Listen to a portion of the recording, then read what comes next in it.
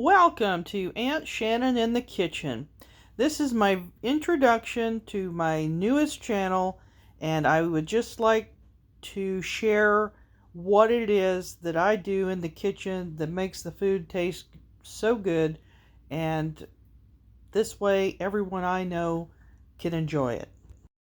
So today we are going to make some sweet tea, and this is how I make sweet tea. Well, it's actually, in my experience, a scientific process. So you boil the water and make sure it comes to a good rolling boil. You can use any kind of tea bag. I use 7 of these double tea bags, and it's usually an off-brand. My favorite is Always Save, but I didn't have any, so I used something else. Sweet tea is best when it's in a glass jar. I have a glass jar, and once your water comes to a rolling boil like this is, you turn it off, put all them tea bags in there, and then make sure you put your lid on, take it off the heat, and let it simmer. In the meantime, we're going to put about an inch of C&H sugar in the bottom of this. I do not like any other brand of sugar, just because C&H is the only one I think is cane sugar. So you make sure you get about an inch in the bottom. And if you didn't know, this is sweet tea. Now, you want to make sure that you don't over steep your tea, because if you do, it's going to have a really nasty bitter taste. But I do know how to get rid of that just in case that happens.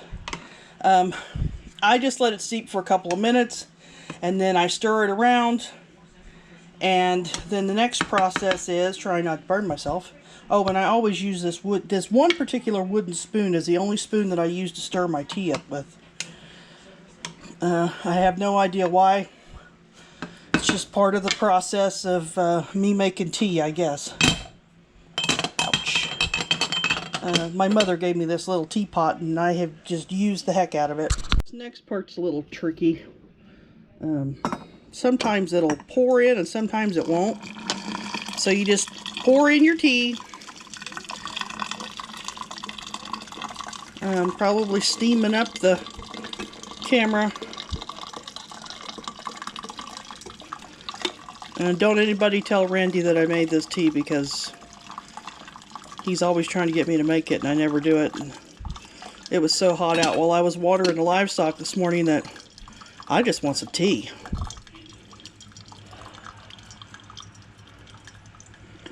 Okay, after you get it as empty as you can get it, then I put my little handy dandy strainer on it. Have no idea where it came from. Something that I got somewhere. Put the rest of that in there.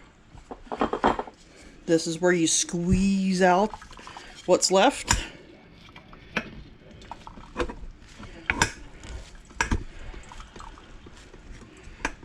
This is just part of me being part of the homestead, so if you get use out of this, awesome. Alright, now this next part is very, very important.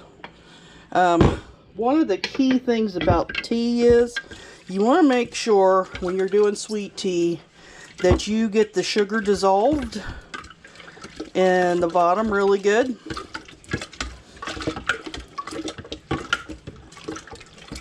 And you can use any kind of water you want. I'm going to tell you that the best tea comes from artesian water. I don't know why, it just does. So once you get all that stirred in there, then you just add tap water. And you stir it until you have your gallon of tea. And honestly, I do not know how to make anything less than a gallon. Just never have. I've always made big batches of this.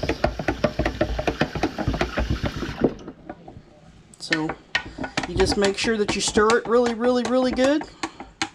And then before you serve it, it can be hot like it is right now over ice. But before you stir it, make sure you let it quit spinning around. Because if you don't, you're going to have, your tea's not going to be mixed up enough. So then I just leave it sit there on the counter, and I'll make myself a glass. And as you can tell, it is done with its spinning. So then you have the perfect glass of tea. And it tastes like the perfect glass of tea.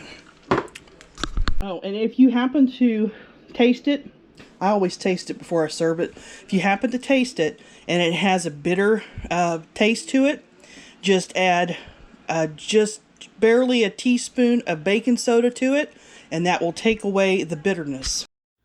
Thank you for joining me today, and I hope that you enjoy your gallon of sweet tea. Don't forget, like, subscribe, share, leave me a comment, tell me what you'd like to see, and have a great week.